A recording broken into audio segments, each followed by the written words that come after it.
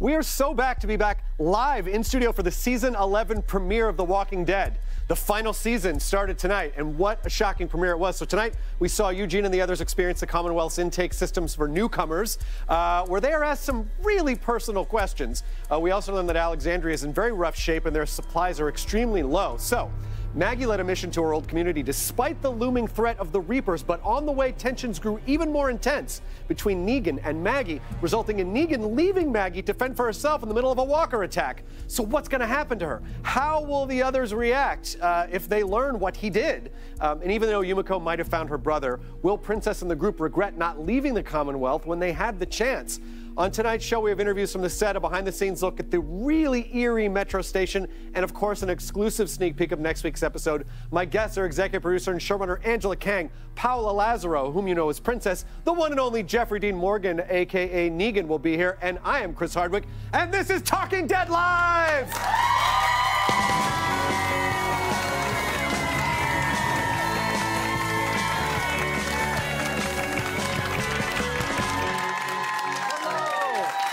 Conversation about the show is just beginning. We want to hear from you. Tweet us or hit us up on Instagram at AMC Talking Dead.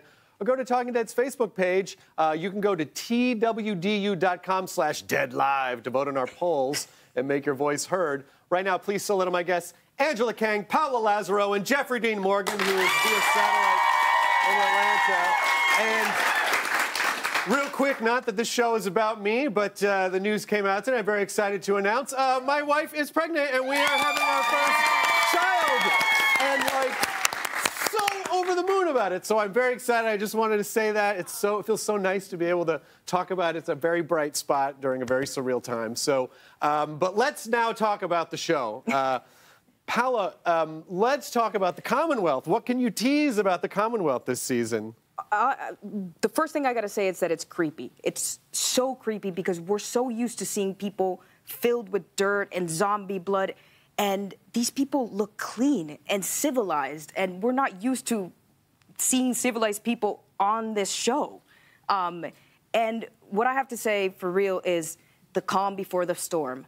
Everything seems to be running so smoothly with them that you know that it's going to go crazy. Right. Our characters are so used to trauma and hardships, and finally they meet these people. It's kind of when Rick went to Alexandria, and everything seemed to be running so smoothly, looked like such a nice community, and then it just all went to... So yeah, that's what I gotta say about that. And I have to say, I didn't, before the show you were like, oh, we haven't met in person. I'm like, yeah, we have. You've been on the... Nope. Oh no, it's all been virtual. Nope. This is your first time on the Talking Dead set. It's so nice to see you in person. It's so nice to meet you in person. Happy to be here. It's really great to have you here. Thank you. Angela, what can you tell us about what looked like a giant walker slumber party at the military base? What is that? Are there pillow fights? What's happening? Yeah, so, you know, people who are comic book readers know that there are two very important variants that kind of run through the entire book series, and those are roamers and lurkers. And basically, the show mostly deals with roamers, and those are your average zombie that's constantly walking around, looking for food. We have at certain times shown what are the lurker variety, and those are walkers that when there's not enough stimulation or they haven't had food in a long time, they just kind of go dormant sometimes. Not all of them, just some of them. But we thought that it was sort of an arena that we haven't really explored as much in a big old sequence, so we thought that'd be kind of a fun way to do something new to start the season. Fantastic. I see there he is clutching what looks like an adorably tiny bat. That is really adorable. It's your first baby present. Oh, that's so nice. Oh, thank you. Oh, congratulations. I'm delighted and horrified at the same time. What was your reaction when you learned that Negan was just going to watch Maggie fall into a bunch of walkers? Well, ask Angela. I called her immediately and was like, we can't do that. And I was pretty adamant about it. I had talked to Lauren and I had talked to Norm. And then I called Angela and I was like, this is just, it's a horrible idea. Any good that we have done is immediately gone. That being said, I watched the episode and I'm really glad we did it. It makes a lot of sense now. in retrospect. It really does. Yeah, I mean, because I really thought he was going to be like, okay, you know, he's redeeming himself. And it was like, oh, no, he's not. And as a matter of fact, one of our questions from Twitter from... Well, I mean, look, real quick. I mean, he is convinced at that point, we're jumping right to the end of the episode, but he's convinced that she's going to kill him. Right. You know, so... well, I guess we'll have to wait for the beginning of this next episode. That's this exciting two-part deal that we're doing. But you know, you're going to find out how that goes over, and probably not great. I mean, you kind of answered the question. Jack Dixon Carroll on Twitter says, we saw Negan change, and here's Negan when he says goodbye to the old Negan. So how come he didn't save Maggie? And your assertion is that, well, he thought she was going to kill him. Yeah. He's convinced that he is a dead man and that they're all kind of in on it. Yeah, he's sure of it. And I was sure of that reading the script as well, but I still was like, ooh, it's a lot. But I like that we did it, and Angela was right in having us do that. I mean, still, I still, that moment was shocking. But Negan invoking Glenn's name to me was like, oh, you did not just, you Angela? know, like, yeah, that was phone call number 2. I'm like, really? This guy, he's been doing such a good job. He's grown so many tomatoes. He's trying God, it was the first episode back to have those 2 moments. You know, look, I've always been a believer that Negan will always be Negan. There is always going to be an edge to Negan, and no matter what good he does, he will have that edge. And, you know, at that point, when he calls Maggie out, I think that he's seen this go too far, and he believes that Maggie is kind of, you know, exactly what he says, leading everyone to their death. And so he pushes buttons, and I think that was a hell of a button to push, and it gave Norman, you know, a much wanted punch to my face, and so everybody was happy. It was a win-win. This is from Instagram from Falsa Gringa. Paola, as a spectator, what do you think about Negan not helping Maggie on the train? Okay, I think Maggie needs a little bit of a scare. I think she's going off the rails a little bit. And I think, listen, no, don't clap too much. I don't think you should have left her there. Like, but I think you should have, like, ducked to the side for a couple of seconds and let her believe that you weren't going to help her, and then help her. But she needs a scare, and they need to sit down and talk about it. I don't know if there's redemption for Negan, but she needed the scare. That's all, and I love that. I love Maggie's character. The sit-down talk might be tough at this point. I know. Should we talk about that? Okay, later on, we'll talk about it. Maybe they should have talked about it in that moment. That might, you know. That might have been good, but we're gonna find out more about Maggie's fate in just a minute. We have to take a quick break. Coming up, interviews with the cast and the set, a behind-the-scenes look at the incredibly detailed design that went into recreating the DC Metro, plus an exclusive sneak peek of next week's episode of The Walking Dead. But first, before someone asks you how many bowel movements you have in a day and what you use to wipe, let's slow things down. I know. It was, everyone kind of thought about it, you know? 2 times in a pine cone, or whatever. I don't know when they say it, because it's the apocalypse. Let's slow things down and say a final farewell to all those we've lost tonight.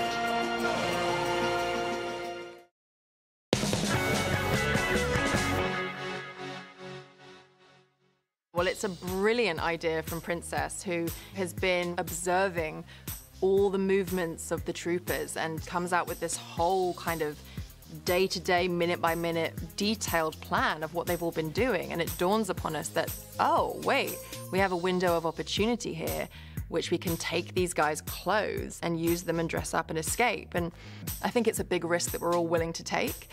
The hilarious thing is we very swiftly, Eugene and Yumiko, managed to get into these costumes, which, by the way, are not easy things to get into. They are the most uncomfortable costumes in the world.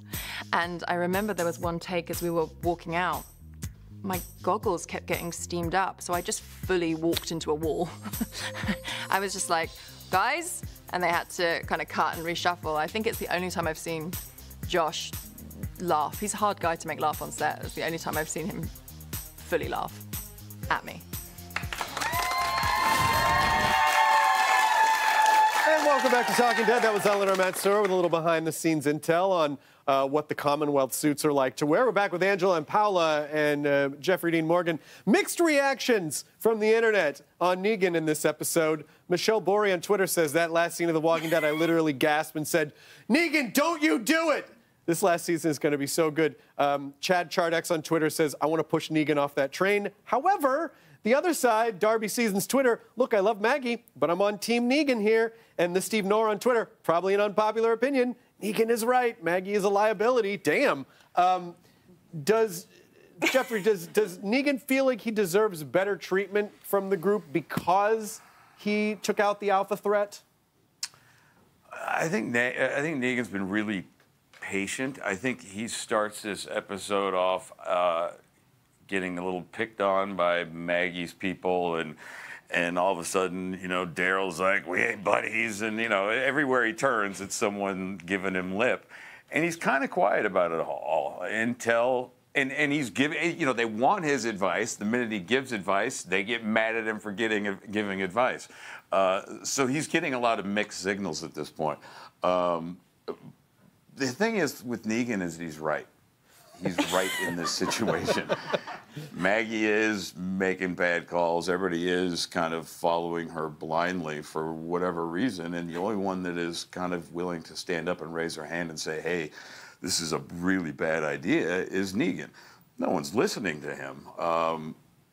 And obviously, he's aware of the fact that he's, you know, a dead man walking. So there's a lot of things going against Negan at this point, where we find him in this episode. The audience reaction, I'm pretty used to that. It's always been a good 50-50 split of you hating them or you love them. We'll see how it ends. Well, just sort of shifting gears a little bit and talking about the interrogation scene, how much fun was it coming up with all the interrogation questions? And did you shoot a ton that you didn't use? Was it just like, let's ask as many ridiculous sort of bureaucratic questions as we can come up with?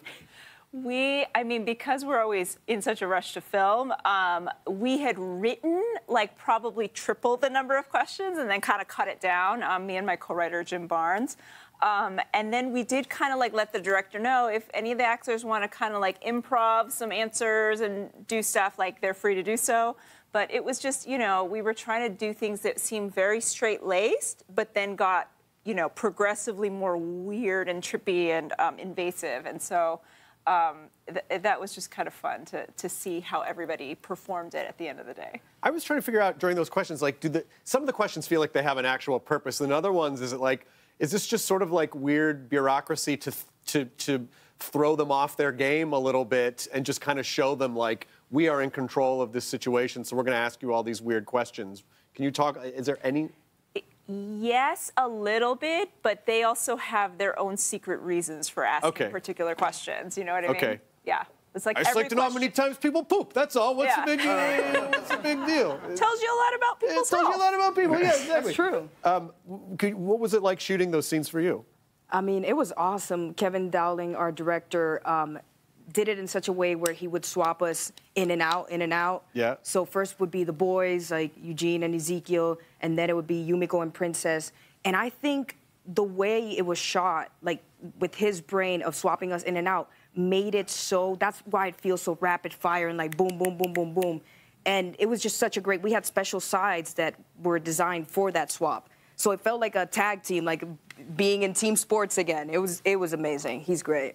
And what do you think Princess would have asked if she was the interrogator? Do you throw parties here? And most importantly, can I be the DJ? Yeah, exactly. Well, we want to find out what everyone thought at home tonight when we asked twdu.com/deadlive. Should Ezekiel tell the Commonwealth about his cancer? Yes, they're shady, but maybe they could help. Or no, reprocessing might be the least of his worries if he does, while the results are calculating. How worried, Angela, should we be about Ezekiel at this point? I mean, I think that what we've shown is that Ezekiel is really struggling, and you know, he's not gotten any treatment, and so that's something of concern, I think, right. for all the characters. You know, it's like, is there a way forward for him? It's pretty split. 52% said yes, 48% said no. So it was pretty split down the middle. This is from Tyler Barton 13 on Twitter. Jeff, if Negan went with Eugene's group to the Commonwealth and was honest in his interview, do you think the Commonwealth would see him as a threat or just someone trying to survive in the apocalypse? Oy vey. I mean, those questions were so ridiculous. I don't know if you would ever be able to answer them straightforward. I think they would probably see him as a threat. Yeah. I don't see him answering those questions seriously without I getting don't see. snarky. I don't see him being real. Yeah, he would be snarky, absolutely. But I don't. I think that everybody in our show that was getting interrogated played it really smart. I don't think Negan would, and they would see that as a threat. Like I thought the work that Paola did and Josh and the scene with Ezekiel, Kari, and Mike was brilliant. I loved them. But Negan doesn't answer questions like that. Right. Well, before we go to break, I just want to show everyone this. This is a hoodie featuring season 11 art. This is season 11 art. There we have it up there on the thing. This isn't for any other season, you guys. This is special season 11 art. Get one for yourself at twdushop.com. And of course, everyone in the studio audience is going to go home with one. I've been so waiting to say that for like a year and a half. So, when we return, we have more interviews from the set, a behind-the-scenes look at the terrifying subway tunnels, and an exclusive sneak peek of next week's episode. We will be right back on Talking Dead Live.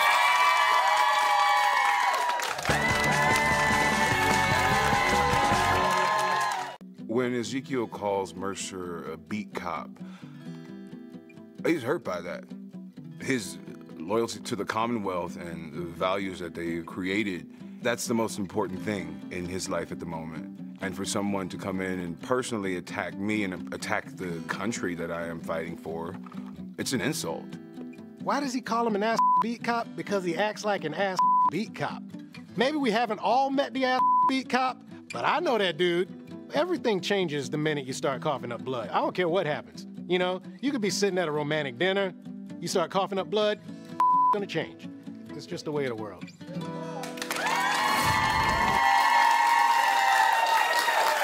Welcome back to Talking Dead. That was Michael James Shaw and Kari Payton on Ezekiel and Mercer's interaction in the season 11 premiere. We're back with Angela, Paola, and Jeffrey.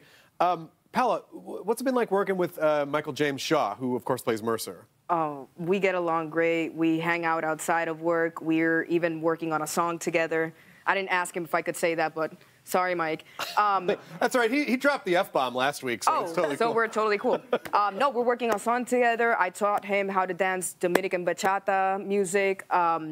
We just hang out all the time, and we support each other on set. We ask each other what each other needs for the scene, and we just check in with each other after every cut, you know? That's fantastic. That's really fantastic. I have some reactions to Yumiko from this episode. Shimmer Shay on Twitter says, Princess finding that note for Yumiko on the wall actually gave me chills. Yumiko saying, I have to stay. I felt that. Bellum Cabrera on Twitter says, Yumiko's reaction broke my heart. And then Gail Ann Hurd, Gunner Gale on Twitter, I absolutely love Eleanor Matsura as Yumiko. She's such a badass. So, Angela, what can you say about Yumiko's relationship with her brother? Yeah, I mean, I think that Yumiko and her brother had a bit of a complicated relationship before the apocalypse, but they love each other, you know, they miss each other. I don't think either of them thought they'd see each other again. So, you know, it's like those family bonds are so strong. They grew up in a family that just expected a lot from them, and Yumiko really thrived, and we'll learn about more how her brother did with that kind of situation. This is from Angie Diana 19 on Instagram. Jeff, what would Negan's reaction be if Rick had been the one to return instead of Maggie? I think Negan liked Rick. I think there was something about that relationship that was odd. They respected each other a lot. I think he would have been much happier had Rick returned than Maggie. Interesting. Yeah. And then Aaron Mackey on Instagram says, Jeffrey and Paola, how do you think Negan and Princess would get along? For some reason, they remind me of each other. I'm not sure I understand the connection, but how do you think they'd get along, Paola? Oh, I think they get along great. They would love each other. I mean, that duo is unbeatable.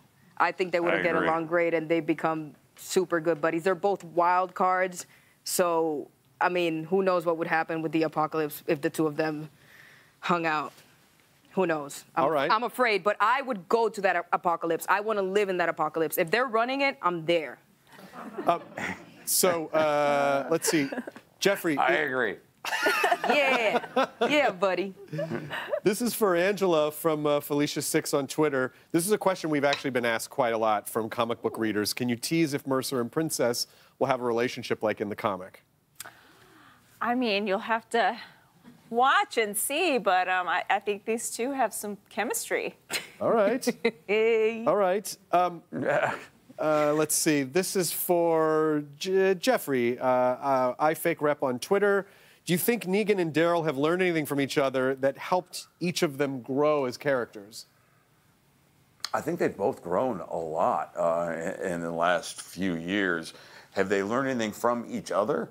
I don't know that they've spent enough quality time together to have learned a lot from each other, although I think Negan has probably watched him a lot. It'll be interesting to see if they spend some more time together this year, if they get a chance to. I think, again, how this has started off for Negan, he's not trusting Daryl anymore. And I think, frankly, that Negan's a little bit bummed out how Daryl's treating him. So it'll be weird and odd and fun to see where it goes from there, this relationship. This is for Paola from Amanda's Editing on Instagram. How much Princess do you see in Paola, and how much Paola do you see in Princess?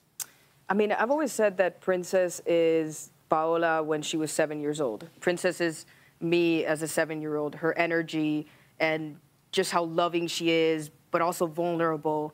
So I think there's a lot. I mean, as Paola, I'm much more like, you know, like I am right now. But I can also be like, and I can also be loud and exciting and everything. But I think it was more like me when I was a kid with the hyperactivity and just like always talking and always like moving around and making jokes. So there's a lot. They're pretty connected. But you played her so beautifully in this episode where she's just has this. She's obviously very hyper aware of everything that's going on in her head, but she's also incredibly hyper aware of everything in the world, and that sort of just like rattling off this detailed list of everything that everyone is doing was just so beautifully played this episode. Thank you so much. We have to take a quick break, but we have a behind-the-scenes look at the creepy subway tunnels coming up, and of course the sneak peek of next week's episode. But first, you can keep the conversation going by following TWD Universe on Twitch. They are live 4 days a week, so make sure to check that out. We'll be right back on Talking Dead Live.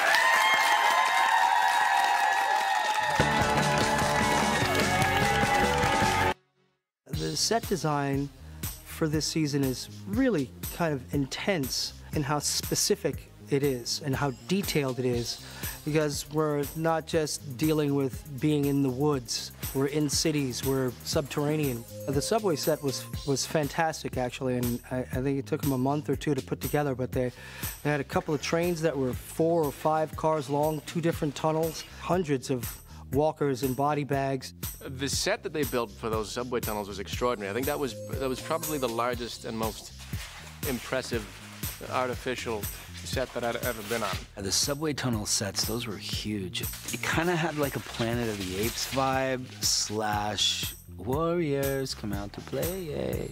Those sets were really awesome to shoot at.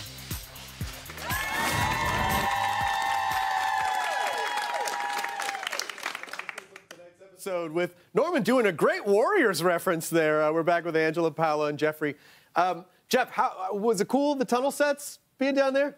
Yeah, it was awesome. I mean, we were there all day, every day for a long time, 2 episodes worth of time there. And so we didn't see daylight. You never knew what time it was in real life, but the sets were amazing. I've spent some time in some subway tunnels before, and those were better than the real ones. They did a great job, and I think that they really did a lot with there was a sense of horror, I think, in this episode that I haven't felt in a while on this show.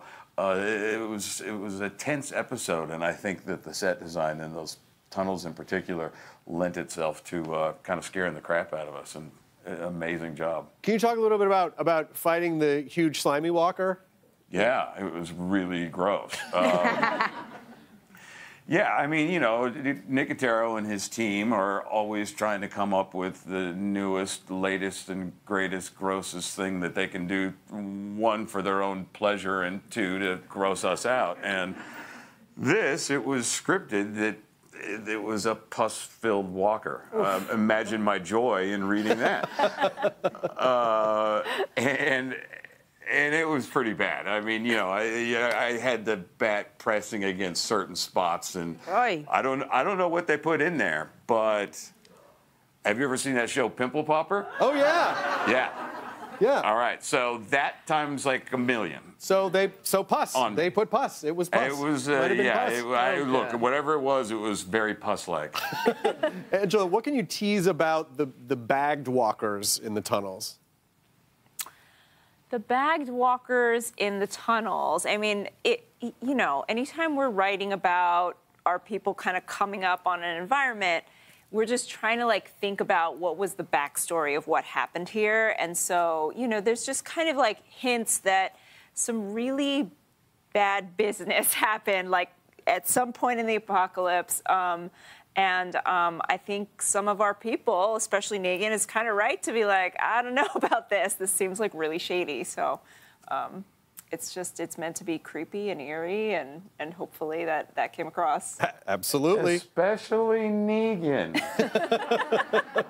This is from Baby Girl Kai X on Instagram. Paola, where does Princess get her jacket? Where did she get her jacket? Do you know? I think she got it. She found it in a 13-year-old's closet, a little girl, a little 13-year-old girl's closet. And she saw it and she was like, this is dope. This is amazing. And also, she was smart about it because she was like, it's so thick. I call it the sofa because it's like wearing a sofa. I've said that so many times, but it's true. And she saw that it's so thick, so it's hard for the walkers to bite through. So, she's smart. She got it. And also, I think it might have been cold when y'all were shooting down there as well. I can't even remember. That was so long ago. And yes, it was. Yes, it was. I just remembered. You just remembered. And yes, it was freezing. And yeah, I guess in their world, the entire world is a secondhand store, right? Anything. Absolutely. It's a vintage store. It's a vintage Everywhere. store. Yeah. Every house. Just all about upcycling, whatever you can find. Absolutely. Absolutely. Coming up, we have an exclusive sneak peek of the next week's episode of The Walking Dead. But first, are you ready to go inside the dead? Well, here's some inside info from tonight's episode that you can't get anywhere else. Please enjoy.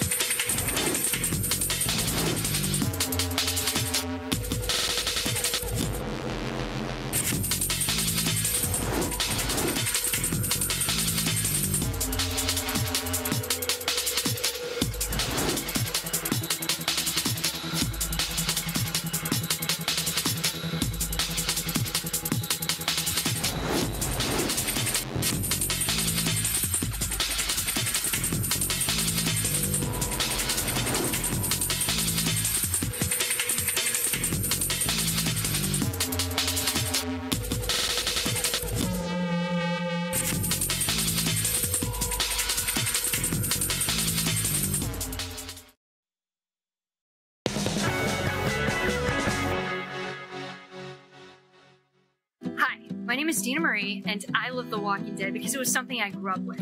It's because of The Walking Dead that I met some of my best friends from all around the world. These are people I talk to every single day, and I consider them my family. My favorite character on The Walking Dead is Negan, because who doesn't love a good morally gray character? My favorite scene with Negan is when Negan saved Judith in a snowstorm, because it showed us a different side of Negan. Now, I know Negan just left Maggie hanging off that subway train, but let's be honest, it's not exactly the worst thing we've ever seen Negan do. I cannot wait to see what Negan has in store for us for the rest of season 11.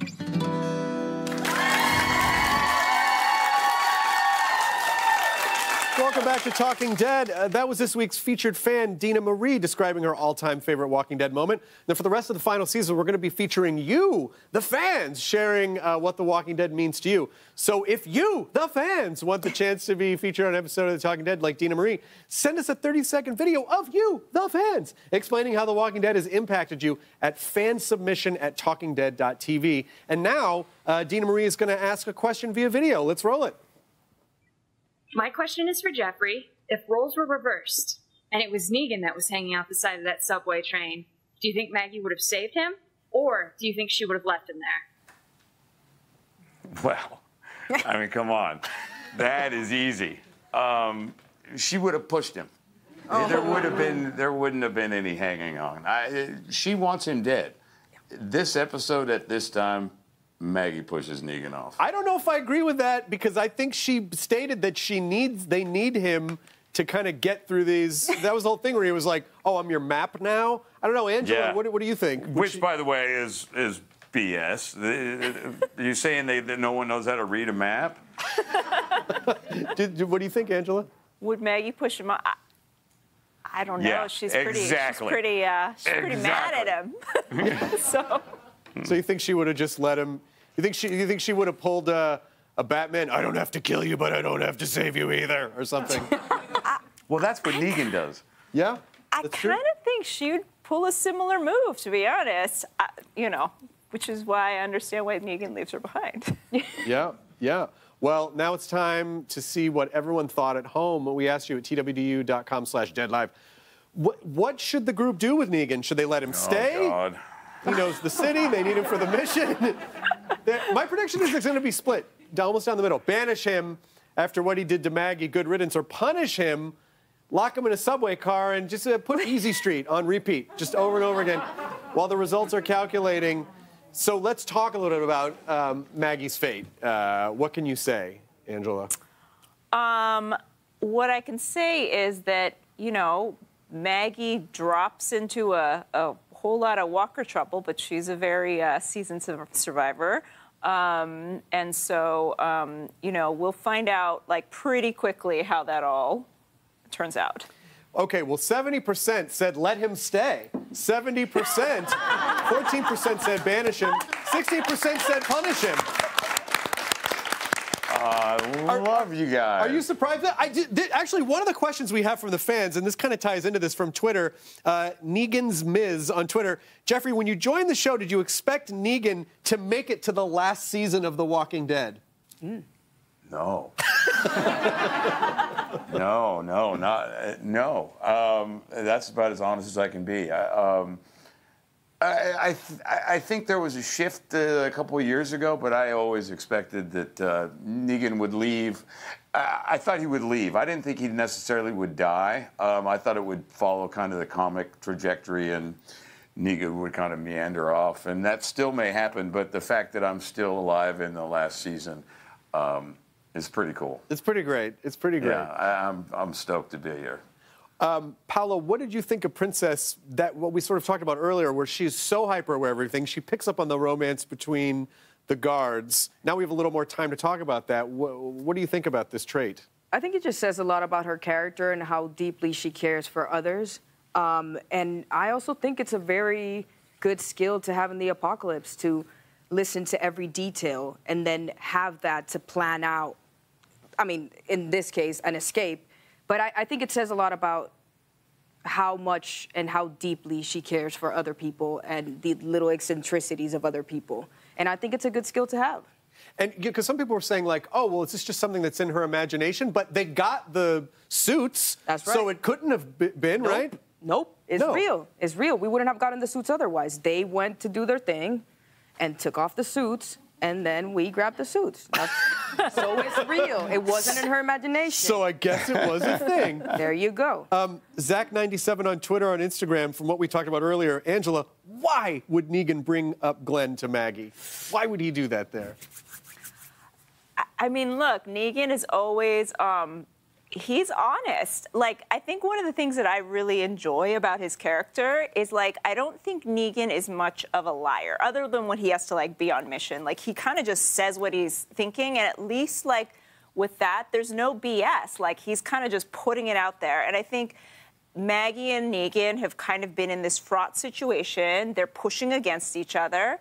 And, you know, I think in some ways, like, he wants the thing to come to a head. Like, he, you know, that's kind of my take on it when we were writing it. It's definitely, like, provocative, but she's also provoking him. And so, you know, it's just kind of like, let's have it out right now. Got it. So you think he's just like, let's just, whatever we need to get on the table, let's just do it right here. Well, he says, let's end it. He says, let's end it right here, right now. But yeah, he likes to push buttons, so it's a good 50-50 split. Yeah. Not like that 70% split where people like Negan want to stick around. I like how your posture even changed on that 70%. If you're paying I was taking bets here. I was taking bets in the room, and there was no way that was going to happen. Well, before we go to break, I want to remind you that you can now watch episodes of Walking Dead a full week early on AMC+, and there's even a free 7-day trial offer available. You may even be able to go on right now and find out what happens to Maggie in next episode. Go check it out at amcplus.com. Coming up, we've got that exclusive sneak peek. We'll be right back on Talking Dead Live.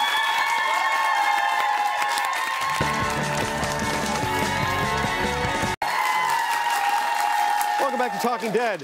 It is now time for our exclusive sneak peek of next week's episode. Check it out. That's right. We want to talk to the manager.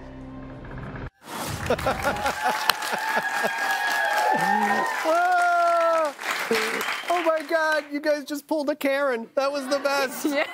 In the Karen wealth. Angela, what do you want to we want to speak to the manager. What do you want to tease for the rest of the first 8 episodes?